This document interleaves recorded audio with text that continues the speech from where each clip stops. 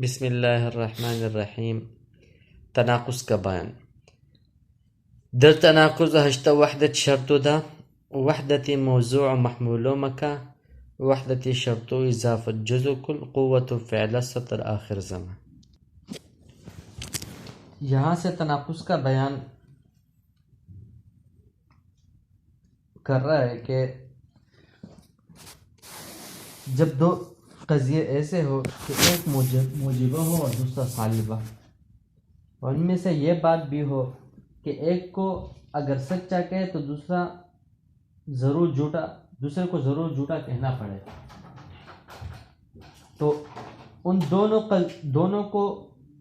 دونوں کے ایسے اختلاف کو تناقض کہتے ہیں. ان میں سے ہر ایک قضیے کو دوسرے کی نقیص اور دونوں کو نقیضین کہتے ہیں. جیسے اس کی مثال زید عالم ہے اور زید عالم نہیں.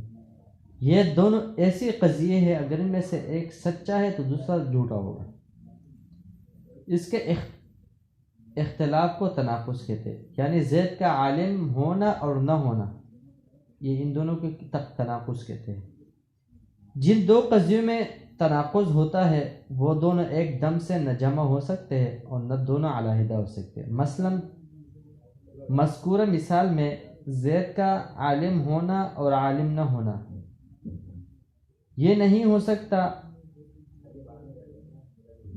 زید عالم ہو اور زید عالم نہ ہو یہ نہیں ہو سکتا، اور نہ یہ ہو سکتا ہے کہ زید نہ عالم ہو اور نہ عالم ہو. یعنی نہ نفی ہو سکتا ہے اور نہ اثبات ہو سکتی ہے، نہ جھوٹا ہو سکتا نہ صحیح. دونوں میں سے ایک کا جھوٹا اور ایک کا سچا ہونا ضروری ہے. دو قضیہ مخصوصہ یعنی جن کا موضوع خاص شخص، موضوع جس کا ابتدا بولتے ہیں، یعنی ابتدا اس کا مبتدا خاص شخص. اور ان میں تناقض جب ہوگا کہ جب وہ دونوں 8 چیزوں پر میں متفق ہوں. وہ 8 چیزیں جیسے ہم نے شہر میں کے بیان کر دیا: موضوع، محمول مکان، وحدت، شرط و اضافت، جز و کل، قوت اور زمان. یہ 8 چیزوں میں ان کا تناقض ضروری ہے. سب سے پہلے کہ موضوع دونوں کا ایک ہو. اگر موضوع بدلے تو تناقض نہ، جیسے زید کڑا ہے زید کڑا نہیں، ان دونوں میں تناقض ہے. زید کڑا ہے عمر کڑا نہیں، ان دونوں میں تناقض نہیں کیونکہ موضوع بدل گئے اور دونوں قضیے سچے ہو سکتے ہیں. دوسری کہ دونوں کا محمول ایک ہو. اگر محمول ایک نہ ہوگا تو تناقض نہ ہوگا. جیسے زید کڑا ہے زید بیٹا نہیں ہے، ان دونوں میں تناقض نہیں. کیوں؟ یہاں محمول الگ الگ ہے.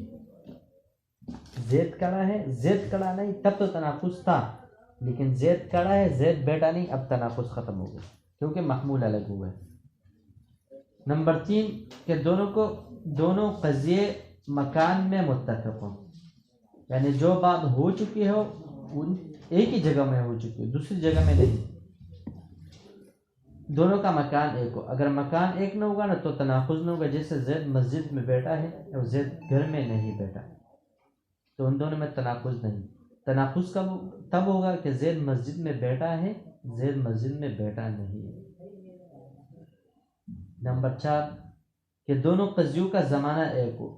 اگر زمانہ ایک نہ ہوگا تو تناقض نہ ہوگا. جیسے زید دن کو کھڑا ہے اور زید رات کو کھڑا ہے، ان دونوں میں تناقض نہیں.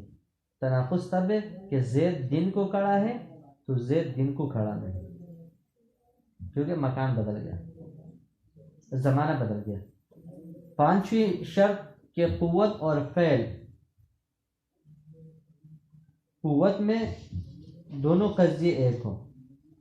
یعنی اگر ایک قضیے میں اگر یہ بات ثابت کی گئی کہ محمول بالفعل موضوع کے لیے ثابت ہے، تو دوسرے میں بھی یہ بات ثابت کی گئی کہ محمول موضوع کے لیے بالفعل ثابت نہیں. جیسے یوں کہے کہ اس بوتل میں جو شراب ہے اس میں نشہ لانے کی قوت ہے، اور یہ شراب جو اسی بوتل میں ہے بالفعل نشہ لانے والی نہیں. ان دونوں قضیوں میں تناقض نہ ہوگا. ہاں اگر یوں کہے کہ اس بوتل کی شراب میں نشہ لانے کی قوت ہے اور اس بوتل کی شراب میں نشہ لانے کی قوت نہیں تو تناقض ہوگا، کیونکہ وہاں پر بالقوہ کا شرط لگا تھا، اس لیے کہ یہ دونوں باتیں ایک دم سچی نہیں ہو سکتی۔ یا یوں کہے کہ اس بوتل کی شراب بالفعل نشہ لانے والی ہے اور بوتل کی شراب بالفعل نشہ لانے والی، تب بھی تناقض ہوگا، کیونکہ بالفعل کی بھی ہم نے شرط لگائی کہ وہ بالفعل ہے۔ چھٹی بات کہ دونوں قضیوں میں شرط ایک ہو، اگر شرط میں اتفاق ہوگا تو تناقض ہوگا، اگر نہیں تو تناقض نہیں ہوگا۔ جیسے زید کی انگلیاں ہلتی ہے اگر وہ لکھتا ہو، زید کی انگلیاں نہیں ہلتی اگر وہ نہ لکھتا ہو، ان میں تناقض نہیں، اس لیے کہ شرط ایک نہیں رہی۔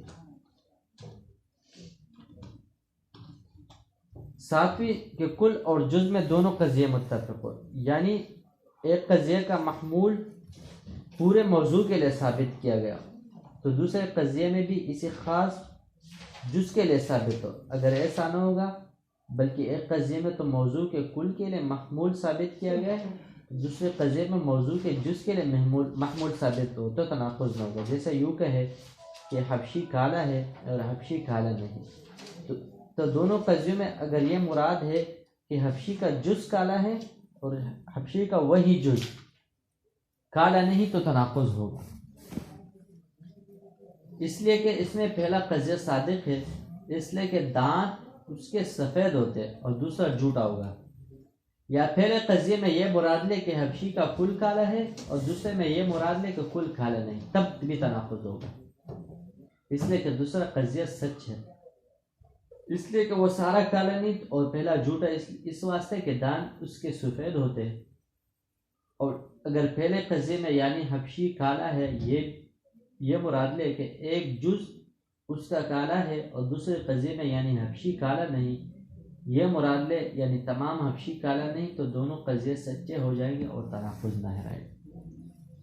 اور 8 یہ ہے کہ دونوں قضیے اضافت میں متفق ہو، یعنی ایک قضیے میں محمول کی جو نسبت جس شے کی طرف ہے اس شے کی طرف دوسرے قضیے میں ہو، اگر ایسا نہ تناقض نہ ہو، جیسے زید عمر کا باپ ہے اور زید عمر کا باپ نہیں، ان میں تناقض ہے کیونکہ باپ کی نسبت عمر کی ہے، اور دوسرے میں بھی کہ زید عمر کا باپ نہیں، اس میں باپ کی نسبت عمر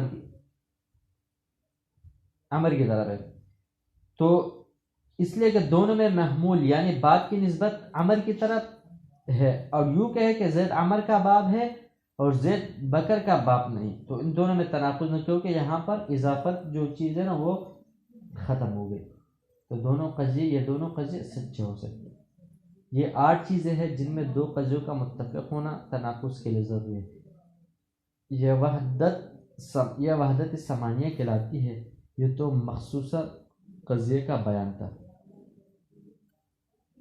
اور اگر وہ دونوں قضیے محصورہ ہو تو ان میں بھی 8 چیزوں میں اتفاق ضروری ہے، اس کے علاوہ ایک شرط ان میں اور ہونی چاہیے، وہ یہ کہ ان میں سے ایک کلیہ ہو تو دوسرا جزیہ ہے، پس موجبہ کلیہ کی نقیض سالبہ جزیہ ہوگی، جیسے ہر انسان جاندار ہے موجبہ کلیہ ہے، اس کی نقیض یہ ہوگی کہ بعض انسان جاندار نہیں، اور سالبہ کلیہ کی نقیض موجبہ جزیہ، جیسے کوئی انسان پتھر نہیں، یہ سالبہ کلیہ ہے، اس کی نقیض بعض انسان پتھر ہے۔